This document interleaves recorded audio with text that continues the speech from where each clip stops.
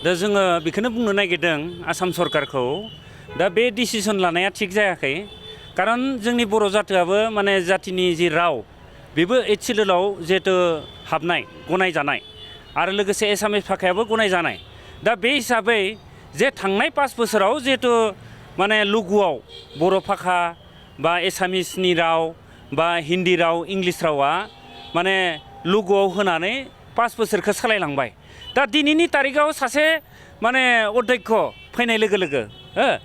लोगो लोगो जे गासैखौबो माने चेन्ज खालामनो थाखाय जि मोनसे सिद्धान्त लादों दा बेखौ जोङो बर' रायजो हिसाबै जों गनायना लानो हायाखै दा बेनिखायनो इमिडियेट आसाम माने सरकारखौ जोङो खावलायदों जे इमिडियेट बेखौ माने सोदेरफानांगौ लघुआव होनांगौ आरो लोगोसे आरनाय डिजाइनजों जे बे एसेम्ब्लिनि सिङाव जे आरनाय डिजाइन खालामदोंमोन बे डिजाइनफोरखौ बोखारनाङा जिहेतु आरनायाबो मोनसे GI टेग जोङो मोननाय नङा होमबा दा जोङो गोसोआव जोबोद दुखु मोनदों खारन दिनै मोनसेनि उनाव मोनसे आसाम सरकारा जोंखौ माने गदाय माने बिमा गदाय हिसाबै नोजोरजों बाथुल हिसाबै जोंखौ नायबोदों दा ओंखायनो जोङो बेखौ सोंखारिदों जाहाथे उननि भबिष्यतआव जुदि बेबायदि खालामबाय थायोब्ला बै समाव जे बर' जातिया जे सेपारेट स्टेट नागिरदोंमोन ओरैनो नागिराखैमोन माखासे असमिया सभिनिस्टफोरा जे कुइसन खालामदोंमोन बर'आ सोर होननाय लोगो लोगो बेयाव मोनसे कुइसन फैदोंमोन बर'आबो मोनसे जाति आरो बे जातिया थांना थानोब्ला जोंनो सेपारेट स्टेट नांगौ होननानै बिग्रायखांदोंमोन आरो दिनैबो जोङो जि मोनसे बिथांमोननि आखल बे आखलखौ जों जुदि नायोब्ला जोङो गाबोननिफ्रायनो बर' जातिया गाबोननिफ्रायनो सेपारेट स्टेटनि थाखाय आन्दलनाव लोब ओंखारनांगौ रायजोफोर जोङो दिनैबो थगायजानाय मुगैजानाय सोबख'जानायाव दिनै बर' जातिया गादब जानानै दङ ओंखायनो रायजोफोरखौ खावलायदों जों बयबो सांग्रां जानांगोन आरो सोमावसारफिननो थाखाय जों बयबो जाहाथे जानजि खाफ्रायो नायदो थांनाय बोसोराव आसामाव 2,63,000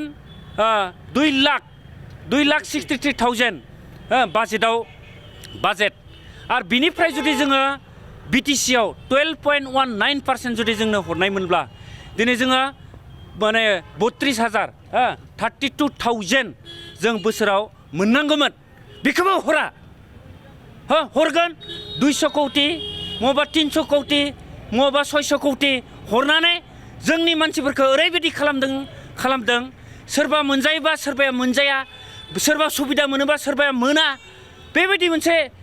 माने जोंखौ मा खालामदों गोनो गोथो जोंनि सरकार सालायनायखौबो बेबायदि पर्यायाव माने खालामना होबाय थादों दिनै NDPनि खोथाखौ जों बुंनो हायो जे NDPआ सुक्ति जाखांनायनि उनाव बोरै जेलाव थानो हागौ दिनै बर' जातिया बेनिखायनो आङो रायजो राजाखौ खावलायदों जे जोंखौ दिनैसिमबो आसाम गभर्नमेन्टआ आसामनि सभिनेसफोरा मोजां मेगनजों जोंखौ नाया जों बेखौ थार बुंनो हायो आरो मोनसे बे मिडियानि गेजेरजों आं खावलायनो सानदों जोंनि 6 सिडुल बे 6 सिडुलाव थानाय हाखौ जाहाथे रावबो फानलाय बायलाय खालामनो जाहाथे हाया गुबुन हारिया बेखौ जोङो गासै रायजो राजाया एलार्ट जानांगोन 6 सिडुलाव रावबो जातियानो बेयाव हाबायनो मोना दा बेनिखायनो जोङो बुनसुनिफ्राय खावलायदों जे जोंनि रायजो राजायाबो एसे एलार्ट जानांगौ मिथिनांगौ 6 सिडुल आयेना मा जिहेथु जोंखौ सेल्फ गभर्नेन्स गावखौनो माने गायसननो थाखाय जिहेथु जोंनो 6 सिडुल होदों दा बेवहाय थानानै जोङो गोनो गोथो खालामबाय थानायनि प्रयजन गैया दा ओंखायनो जोङो 6 सिडुल मोनखानाय जिहेथु जोङो बे BTCखौ जोङो रैखाथि होनांगोन आरो जों जुदि आसाम सरकार बा एसामिसफोरनि जि सभिनिस्टफोरा जोंखौ बेबायदि नेग्लिजेन्सि खालामबाय थायोब्ला जोङो बर' हारिया रावबो जनानै थानाय नङा बे बिथिंखौ लानानै नोंथांमोना माबाफोर हाबाफारि लागोन नामा आन्दलन जोंथ' जोंनि जि सिमां UN ब्रह्मनि जि सिमां जोंथ' आगोलाव BTC BTR जों बियाखै UN ब्रह्मआ जि मोनसे आवाज होलांनाय सेपारेट स्टेट आलादा रायजो बे आलादा रायजोखौ जों जाहाथे फोथांना लाखिनो थाखाय आरो लोगोसे जोङो आसाम गभर्नमेन्ट माने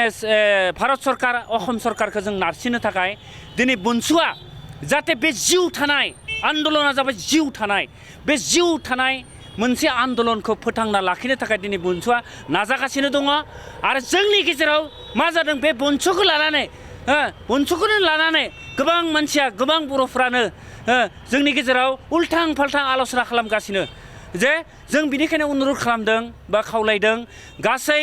जोंनि आफादफोरानो बर'नि जाति गासै आफादफोरानो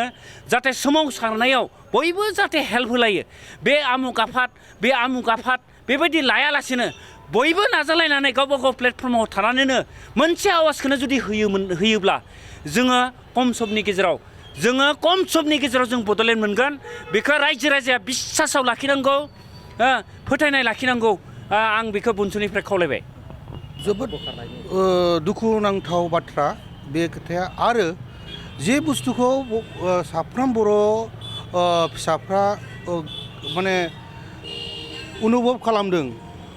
जे एसामिसफ्रा बेबायदि जोंखौ नासयो होननाय बे बाथ्राया बे नैबे जे खामानि जे आसाम गभर्नमेन्टआ जे पदक्षेप लादों बियो नुजास्रादों जे जोंखौ जे बर' जातिखौ नासयो होननाय बेखौ फोरमान होनाय जादों आरो दा जोङो आरो खनसे गुरै खावलायफिनो जाहाथे आसाम गभर्नमेन्टआ बे जोंनि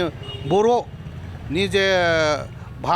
बर' रावनि जे बे लिरनाय बेखौ लग'निफ्राय बोखारा आरो लोगोसे जों खोनानो मोन्दों जे जोंनि जे बर'नि मोनसे सिनायथि आर'नाइ बे आर'नाइखौबो माने आसाम एसेमब्लिनि बहुद जायगानिफ्राय बोखारनानै होबाय आरो बर' रावजों लिरनाय जे केपसन बे माबायाव रुमफ्राव बर' रावजों लिरनाय माखासे स्लकफोर लिरनाय बेखौबो बोखारनानै होबाय होननाय खोनादों दा बेजों मा फोरमायो बेजों फोरमायदों मा आसाम गभर्नमेन्टआ देट मिन बर' जातिखौ नेग्लेक्ट खालामो बर' जातिखौ नासयो बे जिनिसखौ बे खामानिनि थ्रुयै बिसोर फोरमायथि होदों दा बेखायनो जोंनो बर' फिसाफ्रा बयबो खौसे जानांगौ आरो गोदोनि बायदि जे बनसुआ दा जेरै सेपारेट स्टेट मुभमेन्टनि जे आग भाग दावखोगासिनो दं बाहाय सापर्ट होनांगौ जों सेपारेट स्टेटखौनो बिफिननांगौ सेपारेट स्टेट नङाब्ला नैबेफोरबायदि नासयजानाय गादब जानाय बे जाफ्लेबाय थागोन आरो जागासिनो दङ दिनै जोङो बिटिसि मोनबाय जोंनो मोनसे अट'नमि होदों भारत सरकारा जे जोंनो 6 सिडुल होदों दा 6 सिडुलखौबो जोङो थिग मथ' जों फुल फ्लेजेड हिसाबै सालायजोबनो हायाखै बायदि जों नुयो मानो होनोबा बाहाय लिरनाय मथे आयेनाव जा दं बियो इमप्लिमेन्ट खालामजोबनो हायाखै दा फर एग्जाम्पल जों लेन्डनि बेलायावनो जों बहुदथा गरबर जानायखौ जों नुगासिनो दं दा जों बेखौ दिथा होयो जे माबा होयो आरोखि जों बनसुनिफ्राय जे जाय नन एसटिनि हाखौ बायदों आरो ट्राइबेल बेल्ट एन्ड ब्लकआव थानाय हाखौ सोरबा दालाला फानदों बेफोर साबधान जाथों जे जोङो बनसुआ थाबैनो लिगेल एक्सन लानो थांगासिनो दं आरो बिनि सायाव बनसुआ स्क्रुटनाइज नायगासिनो दं जोङो सोरबाफोर ट्रेन्सफार जाखादोंब्लाबो बे हाया एगेन गुरायनानै फैफिनगोन बिनि थाखायनो आङो नन एसटि नन बर' माखासे फंबाय बेहाय थाबोनाय